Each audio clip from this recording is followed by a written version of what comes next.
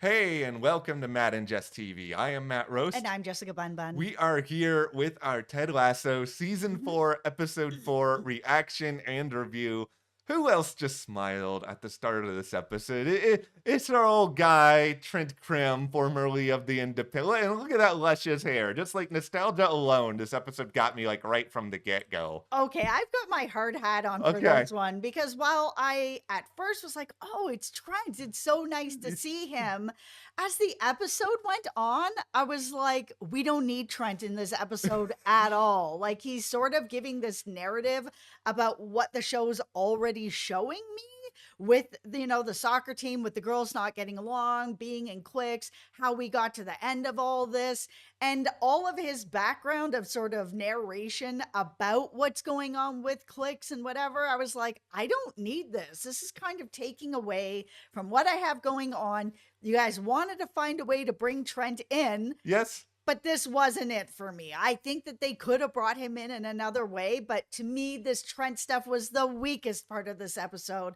But this episode was my favorite episode of the Okay. season. Yeah, like to me, episode 2 is still my favorite. And when it comes to at least one part of the Trent thing, I'll agree with you. And that is the Dr. Sharon part of it, where I think she was so instrumental to Ted in season 2 and Yes. sort of breaking down a lot of those walls. Yeah. I want her to interact directly with Ted again because it feels like there's a lot of stuff with him we still need to get to the bottom of when it comes to Right. like Yeah. his personal life, what he's really looking for beyond his career. And like those are things she can help him with. So yeah, I'm with you Yeah. when it comes to that. But I think thematically, in terms of like moving some other storylines forward, this episode did have a lot to offer, and it also had a lot of comedy mixed in here as well. It was so good for being able to really get to know the women on the team. Yeah, we're gonna talk more about that, but then also, what are you guys still doing with Keeley at this point? Like, why have you made the choices that you have with her and her personal life? Yep. Before we talk more about it, though, be sure to hit that subscribe button. Mhm. We are going to be here talking about Ted Lasso through all of season 4. And of course, we want to hear from you guys, your thoughts, your theories, what you're thinking about the show. And by subscribing, you help us to continue to make these Mhm. videos for you. So thank you so much. Thank you so much. You can also join our YouTube memberships or Mhm. our Patreon. It's another way to help support Matt and I here at the channel. Right now, over there, we are covering Reacher exclusively. It's the only place you can get those video reviews. And in September, we will be covering Slow Horses. So thank you so much to everyone who has joined. Thank you guys. That's so very appreciated. Okay, since you brought up Keeley, let's get into my frustration and some of your frustration with what is going on with the Keeley Roy love story. So, Mhm. all the stuff that happened just with Roy was such pure comedy. Mhm. Watching him try to go out on all these dates that he does not want to go on,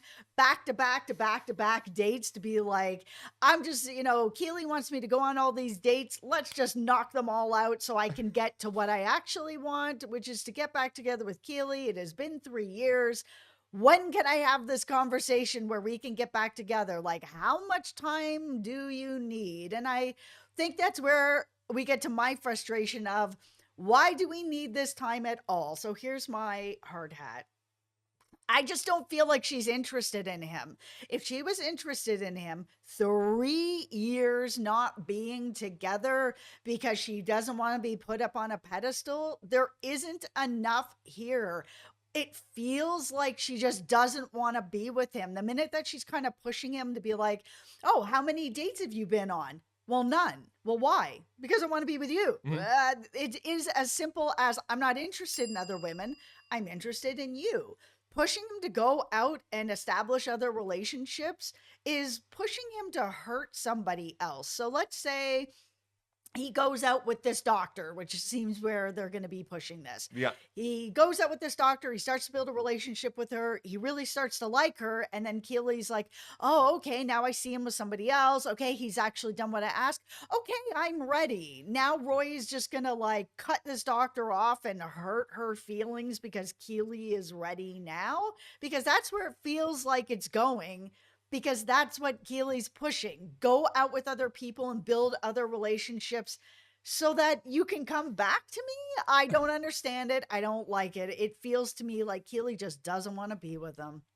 Okay, here's the good and bad of the storyline from my vantage point. The good is pretty simple. Anytime they do something regarding Roy's leg or his knee or his injury, Yeah. it always makes me laugh. And I think a part of it is that I know it's very cheesy sometimes the way they set this up, like he's trying to hook up with the bartender, it all falls apart. But it's like, I've heard stories from athletes who play for like 15, 20 years and they can't really walk normally anymore. And it's like, Mhm. this is actually kind of realistic in that way, but it's Yeah. very, very funny. But this really whole situation with Keeley, in my opinion, kind of speaks to the idea that the writers are so afraid, despite this being a quote unquote happy show, of having characters actually be happy because there was never any real reason to break these two up in the first place. They had that whole breakup at the end of season 2. You brought in this Jack character and that whole relationship with Keeley that almost everyone hated in season 3. And I think they just felt like, oh, maybe we want to get them together, but no, we can't have them be together at the start of season 4 because then that gets rid of the will they, won't they. So we have to create this whole other story that makes no sense because it's never been logical why they shouldn't just be together in the first place. There is only one show off the top of my mind that really got this right. And you guys let me know if there are other shows out there that you've watched that also got this right. Mm. Where the will they, won't they ended in we will, we're together. Now we're married. Now we're having kids. And they still found ways to have like conflict with them, not like cheating or anything Mhm. like that, but like together they still ended up having conflicts that they had to be able to resolve, but they were together and they were happy. And that is Bones. There is no other show that I've watched where I'm like, they actually just let go of the will they, won't they, because it was on the show for so many years. And there's only so many years you can drag that out Yes. like on an NCIS where people are just getting frustrated, where it's like, okay, we get it. You want to hold on to us for the will they, won't they? But we will still be here when they're happy because that's what we're waiting for, right? Yes. That they don't have to do this here. They can just have them be happy because Keeley has a bunch of other things that she's dealing with the Zelda storyline, trying, to make the women's soccer team successful. Roy has everything that is going on with his injury and as well as with the men's team. And he's kind of a side character right now. Bring him onto the women's team and have him have some other issues over here. This isn't it. No, I just think that there are good stories that they're taking away from by having this will they, won't they. Like with Keeley, you've touched on some of it. Like to me, the most interesting thing that's going on with her right now, and I think this is going to be really fun to explore, Yeah. is that I love how enthusiastic she is about the women's team. Like it's great that there's a champion like this, and she's doing everything she can to make them successful, but she's also very pie in the sky about it. Like she's not the principal money person behind all this. That's Rebecca, that's Higgins. Like she's trying to look at all these different avenues, but we haven't really gotten to the point yet where she's seeing the reality of things for where they really are. Like there were a lot of people who showed up for that first friendly, that first match that we saw, but that's not week to week attendance. We haven't looked at jersey sales. We haven't looked at all these different components that go into making a successful team. And Right. how is she going to handle the reality of this situation when it is presented to her? Like that's the really meaty, interesting stuff. And we're sort of sidelining all of this for some relationship angst question mark that we don't really need. She's just not that into him. That's where it feels like it is. But you're right. Mhm. Like all of that. Plus, we'll get into everything that happened with all the women's team ending up in jail. Yes. But, her taking that picture and Zelda showing up and bailing everybody out and being like, kind of giving the little light push of like, that picture got out there, that could really do something to really inspire Keeley to look outside the box because she has to look outside the box. And she's always been a person that looks outside the box. I think that's why so many of us are inspired by her and like her so much because she is a person who lives outside the box. So watching her start to move in these ways of like, how can I get attention? How can I get people to pay attention to the women's team so that people get excited about them and people want to talk about them and they're in people's homes at this point. Mm. We're going to post this picture online. We're going to make sure that this picture gets sent to the Sun, whoever, Yeah. and that there'll be big stories about, oh, wow, the women's team, they all got arrested. And everyone will be like, oh, Oh my goodness. Like, this is the sort of thing that sells sometimes, but I think beyond even all that, if you can get some quote unquote sources, meaning, I don't know, some players speaking through like, hi, I was there, I was one of the, but like, you get people to actually recount what happens, because the whole idea here is that you're selling the team, but you're also selling the personalities of it, and you get to know these people individually. Like, to speak briefly about another kind of football, American football, and this is why a part of me never quite understands why this is the most popular sport here in America, because everybody wears helmets. Like, you don't actually see people, get to know people. Like, you don't get to associate names with faces. Whereas in Like soccer, you do in hockey well, up in Canada. like, it's just that with this sport in particular, and same with male soccer, basketball, tennis, like any of these sports where it's just like you can actually see the person, you can Yep. see their facial expressions, like you really can get to know them. It just feels like the whole imperative here, like, we can take Boots, for example, who is incredible Yo, she throughout is this. so good. She is such a great find for this show. Yeah, like you have this firecracker who is a part of this team, who's got this really big personality. You can go out there, you can push her, you can sell her, people can see her. It even helps that she's the goalie, because you always see the goalie anytime you're watching a match. So, like, these are the things that I think would be really fun to see the show explore, and how to make these people go from kind of nobodies where they're getting talked down to in the pub to like instant, like overnight, even if it's just local celebrities nonetheless. Boots reminds me so much, for everyone who's seen Train Spotting, of Begbie on that movie. They are so similar that you always have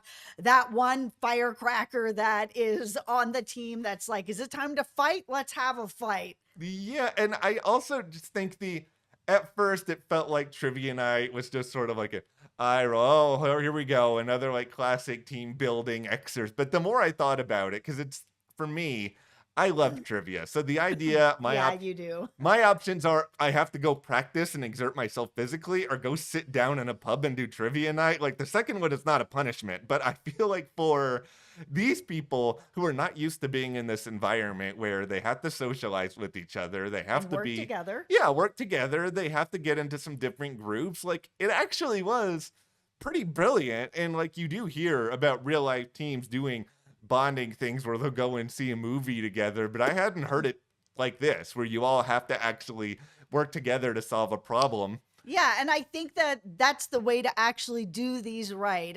I know someone who, at one point at work, they were like, "We're all going axe throwing, where you drink and you throw axes, and What? everybody's got to come, and it's mandatory team building." I'm like, "But you're not actually building as a team. You're just all drinking and throwing axes. It seems dangerous to begin with, which Yes. is fine, but it's not actually putting you together." Like on trivia night, when they came up with this and was like, "Hey, we're all going to be together trivia night. I'm picking the teams, Ted. I'm picking the teams to make sure that everybody's not just staying in their little cliques, so that you all can work together and then come together." I thought it was so brilliant. And I know he had no way to like foresee that the whole team was going to come together in this big bar brawl, where it was like we had one team member, fighting against this group of guys who poured a beer on them, which is, pretty bad. And they all just were like, "Oh, we're in it. Now we're all in it." And I think